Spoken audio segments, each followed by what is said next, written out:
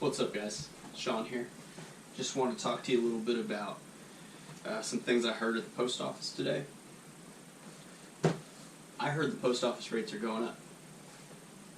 Now, the post office rates go up every year, and I say that because the last 3 years, 2.5 years I've been doing this, they've gone up at least twice, if not 3 times.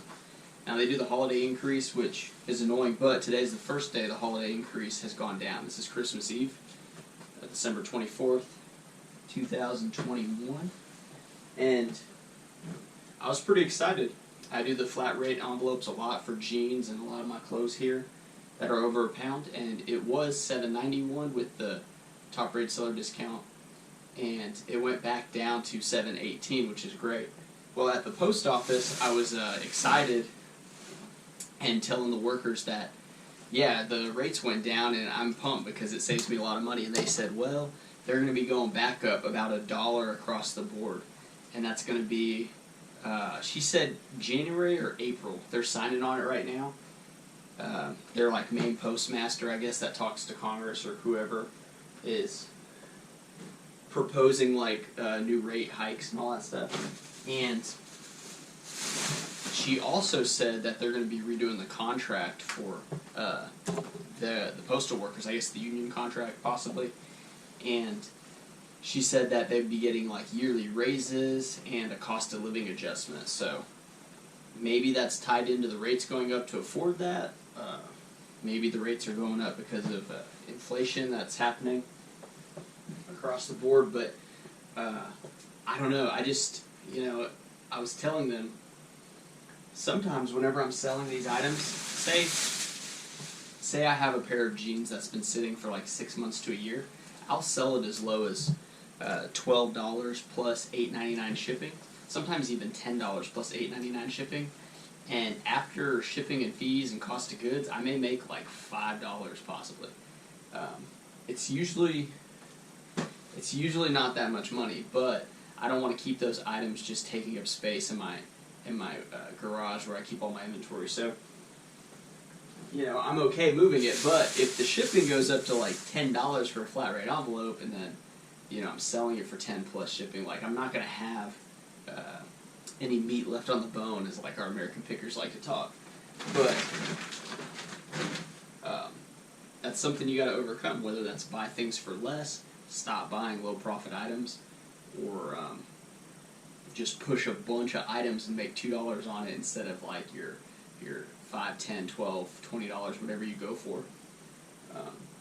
Currently, I decided to like try to make more videos, and I was trying to figure out like when can I make the videos. Right now is one of my like more probably like the least effort job. Maybe not effort's the right word, but least brain power job. I have to take the tags off of all the items I bought. Every Wednesday I go on a big thrift trip. You can call it like a road warrior. I drive all around the Metroplex in Texas here, and I pick up a lot of items. I picked up 185, which is a pretty good number for me. I try to get a minimum of 150. I'd like to get, obviously as many as possible, but I spent $695 on 185 items. That comes out to about $375 per item. Now, some stores I go to, the cost of goods, maybe at a Goodwill, is closer to $5 or even $6. But then other stores that have discount days, I can get items for about $3.50 a piece or even less sometimes. So, one thing I've noticed in the thrift stores is a lot of the jeans have been disappearing. I do a lot of jeans and pants, and I don't know if it's because people are buying them because they need them, like your regular shoppers at the thrift stores, or maybe people are done donating all their old jeans and they have all their new ones that they've bought and they're just kind of wearing them and using them. So some stores, are starting to get shorts, but a lot of stores I go to, they don't put their shorts out until the summer season starts happening, the spring-summer season. So I've been buying a lot of tops, a lot of long-sleeve button-downs, a lot of short-sleeve polos, kind of like the one I'm wearing here. And, if I can pick up this Ralph Lauren polo, and this is like the softer one, it doesn't say Pima Soft Touch, but it is the softer one. There is a difference between that and the knit one, and I try to put that in the condition. I just say like very soft polo. I'm starting to incorporate that because those are the ones I like to wear. I don't really like the knit ones. I think they're like itchy.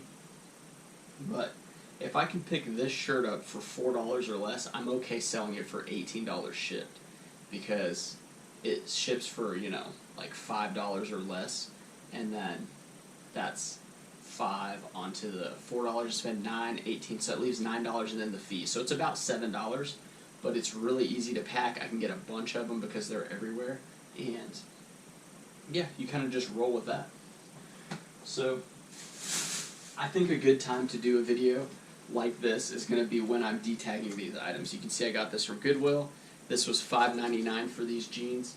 It's a Levi 5'10", 30/30, so definitely a smaller size. And, you know, at $6, I really don't want to spend more than that on this pair of jeans.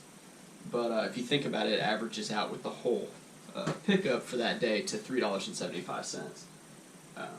This thing, it'll probably sell for like $14.99 plus the $8.99 shipping. So if you can be in around like the $23 mark, you're going to beat out a lot of competitors. But possibly it sells for, you know, a little more. I usually price them at a minimum of $14.99 plus the $8.99 shipping, or I'll go $16.99, or I'll go $19.99, or I'll go $24.99 or $29.99, and then every now and then I pick up a jean that I can list for like $39.99. This is a pair of Madewell skinny jeans. It's women's, or actually this is a men's 32/32. So I've never picked up Madewell for men's, and I believe it's men's because the rise here isn't, like, this may be a low rise for men or a mid rise possibly, but whenever the zipper part is like super small, you can almost guarantee it's a woman's. And the sizing is 32/32, which is typical for a men's size. It's a skinny cut. So Madewell, I've never picked it up for men's. I imagine this to be pretty valuable.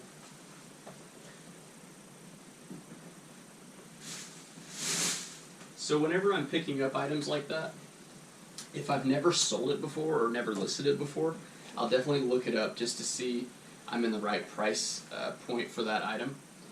Now, if it's something that I look up in the store, you know, sometimes I remember the price of it, but a lot of times I don't really look up the items anymore in the store. I do like to look up for the sell-through rate, but typically I just kind of grab it. Like, this is a pair of Lucky brand, the 410 Athletic Fit. Definitely one of the slower moving Lucky brands. And I'm pretty sure it's a 30. It's a 40 by 30, but if you can look at it here, I bet you it's smaller. The inseam looks almost like a 28. So I'm going to measure it over here. So this is a 25 inseam. You can see it right there. Okay, so I should have known when I picked this up. I usually put them to my waist, and I'm a 30. I like to wear 32 inseam, but it's not even hitting my shoes. So this item right here, which I know I paid a blue tag, I'm not really sure what I paid for. I guess $3.75 if you add it up. This can't even be sold at 25 inseam. Like, that's 5 inches off of the tag size. Like, that's pathetic. So I throw this off to the side. I don't even worry about it, and that's a loss. And that happens when you're buying so many items. Usually it happens about 2. I get about 2 items that are either too stained or have holes, but that's not going to work out. If it's 2 inches off of the inseam, I'll kind of give it a tug and see if I can get another ½ inch in the photo, because sometimes they stretch, you know. I'll list it at 2 inches off, and then in the title I'll put the tag size, and then I put see photos in the inseam slot for the item specific.